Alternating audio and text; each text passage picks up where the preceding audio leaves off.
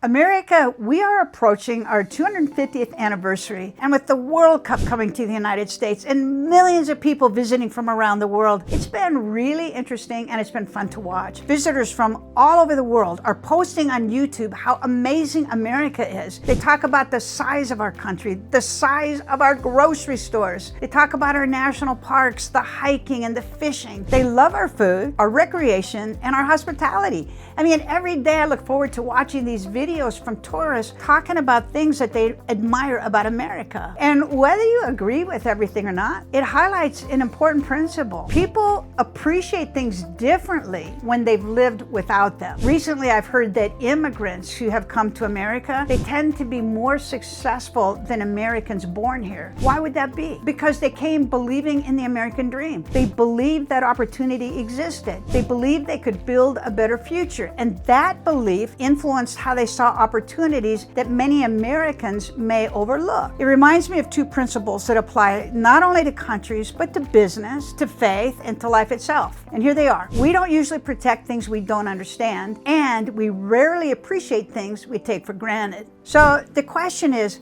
how do you protect something you don't fully understand? In the first video in this series, we talked about the importance of going back to the source. In the second video, we talked about some of the ideas that made America different. Well, today, I want to talk about why understanding matters, because understanding changes the way we think. It changes the way we act. And ultimately, it changes what we're willing to protect.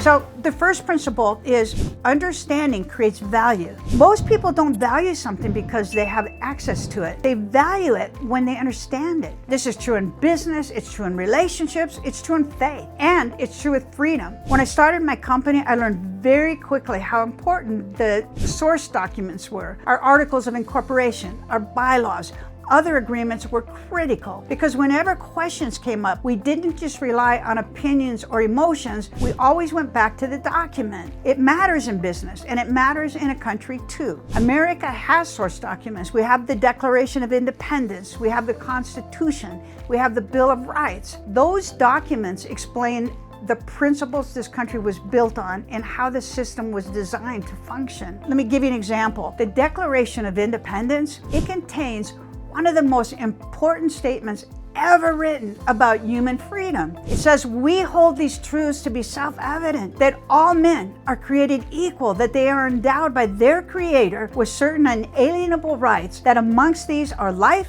liberty, and the pursuit of happiness. Guys, think about what that means. The founders, they were declaring that rights don't come from government, they come from God. Government exists solely to recognize and protect our rights. That idea was rare then, and it's still rare today. Understanding that principle, it helps us better understand what made America different in the first place. But if we never read those documents ourselves, we are depending on someone else to explain them to us. And that puts us at a disadvantage. Most of us, we would never buy a business, we'd never sign a contract, or we'd never make a major investment without first reading the details. And yet many people have very strong, oftentimes wrong, opinions about America without ever reading the document that defined it. This is a problem, because if we don't understand what we have, we won't fully value it. And if we don't value it, we probably won't protect it well. So here's a simple place to start. Read the preamble. It's the opening statement of the Constitution, and it'll take you less than a minute. And then read the Declaration of Independence. Don't start with someone else's opinion. Start with the source. Okay, principle 2, understanding it creates access. Years ago, I heard a story about a man who saved everything he had to purchase a ticket on a ship coming to America. Well, during the entire voyage, he stayed in his cabin eating crackers that he had packed in his suitcase. He never joined the other passengers for a meal. He never enjoyed the dining room, the all-you-can-eat experience. He just didn't enjoy what the ship offered. Well, at the end of the trip, the captain asked him where he'd been, and the man explained that he'd spent all of his money on the ticket, and so he couldn't afford anything else. Well, that's when the captain explained, "But sir, the meals were included." See, everything he needed had already been provided for, but because he didn't understand what was available to him, he never got to experience it. And that happens more often than we realize. See, too often people, they possess something valuable and then they live as though they don't have it. That can happen with opportunity. That can happen with freedom. That can happen with faith.